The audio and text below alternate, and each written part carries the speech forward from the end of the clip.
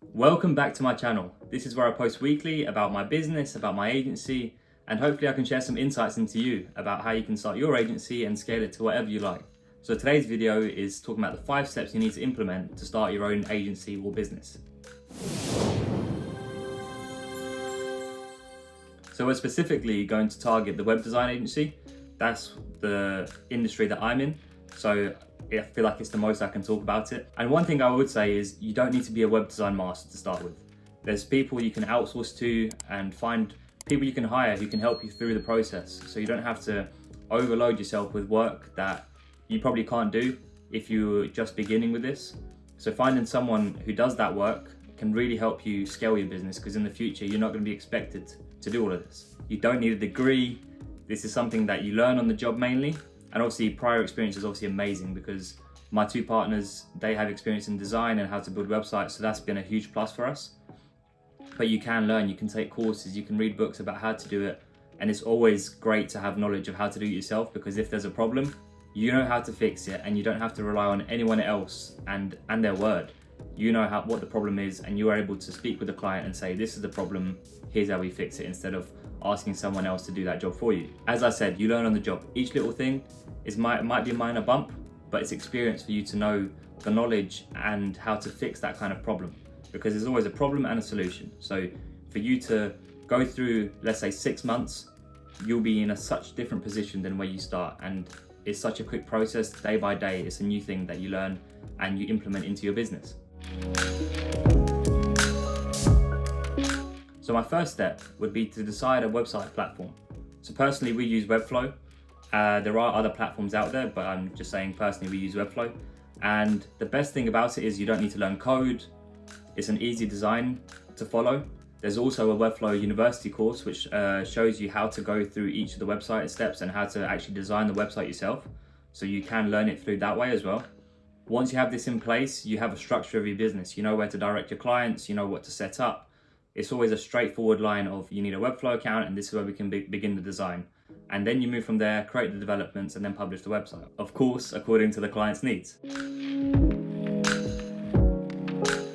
The next thing I would really focus on is branding yourself. There's no way people find out about your business, especially at the start, if you don't tell them what you do. Speaking to friends and family, speaking to business owners that you know yourself. This is the best way to get your word out, especially at the beginning. Obviously, there's other strategies later on, which I will cover. But branding yourself, so making your social media account clean, because if you email someone, they can see your name and they will look you up on Instagram, for example. And if your Instagram is nothing, it's quite hard to trust you. Or if your Instagram is of you just going out, again, that's not the best example, because you're trying to present a business and it's just showing what kind of character you are. So cleaning up your social media is my first piece of advice. The next thing is just putting yourself out there, letting people know who you are. You might not get clients straight away, but they know, okay, this person designed websites. I'll remember them for the future. And who knows, a month later, they just might come back to you and say, oh, I remember you done websites. I've got someone who I can refer to. It's simple as that. Just cleaning up your socials, putting yourself out there. Also, putting your company on Google Business. Just simply, even if you don't have a website just yet, simply saying what your company is, saying the service, and there's something to refer to. You can always go back to it, showcase your services, showcase a contact number, a contact email. The list goes on, but just putting yourself out there is the main thing. Now on to the juicy part. So you obviously want to find clients, and that's of course the biggest task ahead. The whole point of a company is to sell. So now you're trying to sell to other people with minimal trust, even minimal portfolio, because you have nothing to showcase of what you can do. So the first thing I would recommend is to definitely niche down when you want to find clients. It's because you just have a broad range of people you can approach, and it's very difficult to see, oh, do I approach this person, do I approach that person? There's no structure and no place that you want to follow. So for example, we're in the construction industry. So we target people specifically in construction.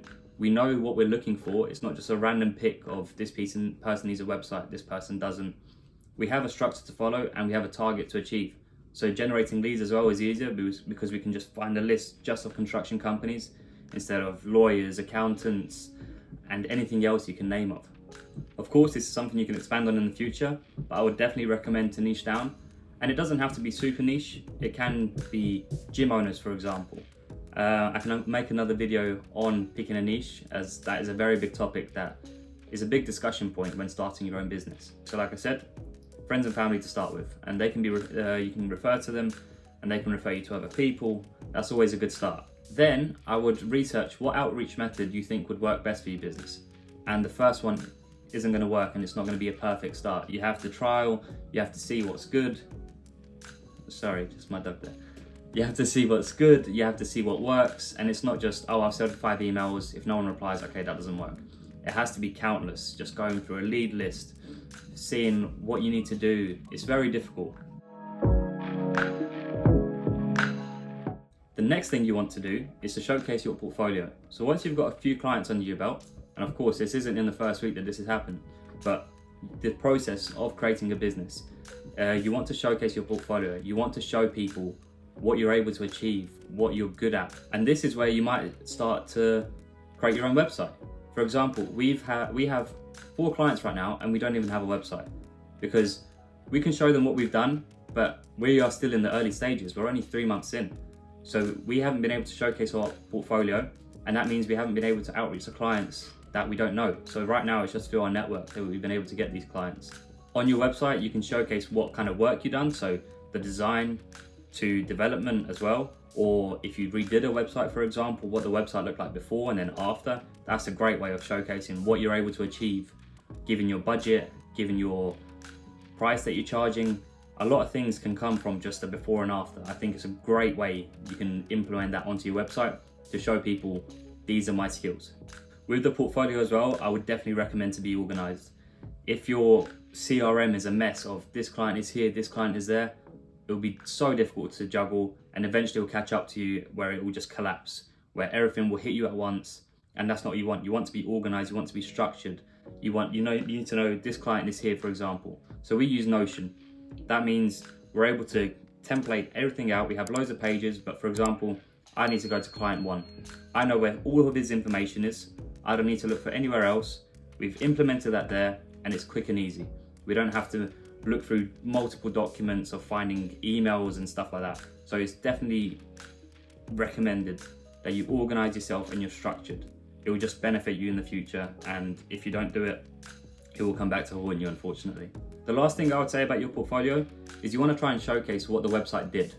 So if you redesigned a website, did it increase the number of conversions, or did it increase the traffic, or the amount of time people spent on the website? Because that's a great indicator to say, this person went from 100 impressions to 1,000 just after they redesigned the website, or this person spent 10 seconds of the website and clicked off straight away, whereas now they're spending 2 minutes reading the content and actually booking a consultation call at the end. So showcasing these skills, again, very important, and just proving your work. Clients will be able to see that and say, okay, if this person can do that for someone else, I'm sure they can do it for me. Step number 5, be patient. You need to create systems and can't expect things to happen overnight. Obviously, this is the optimism of starting a new company, that you're going to get 10 clients in your first month and things are going to be going so easy. I quit my job and now I'm just going to be the millionaire after a month. No, you need to set expectations right. Obviously, optimism is great, but understanding the challenge as well is also important. So for example, we're at the stage now of creating a sales funnel. We've gone through our network, we've nearly finished our website design, and now we want to create a system where people outreach to us. So we'll of course outreach to them as well. But we have a system, we want to create a system in place that takes this client to here. Either we advertise that we bring them in and give them a free piece of content, and that's very key. When you're making sales, give without receiving. People need to trust you, need to see that you can provide value without just taking from them. And that's one thing I'll mention in a sales video that I'm going to make in the future, that when people are being sold to, they expect that the salesperson just wants something for themselves. You need to provide something for them in order to get something back in the future. And that might be providing free audits or free reports, or just anything that provides them value, which they don't even have to buy off you. That's the thing. But there's that trust implemented, so they know they could work with you in the future, and that's where you follow up. But that's a whole other topic for another video. So I hope these 5 steps helped you. These are the systems that we've done to start our business, and like I said, we've got 4 clients in the first 2 months, obviously trying to grow, And if this content was useful for you, please like and subscribe, comment down below what you think, and look forward to next week's video.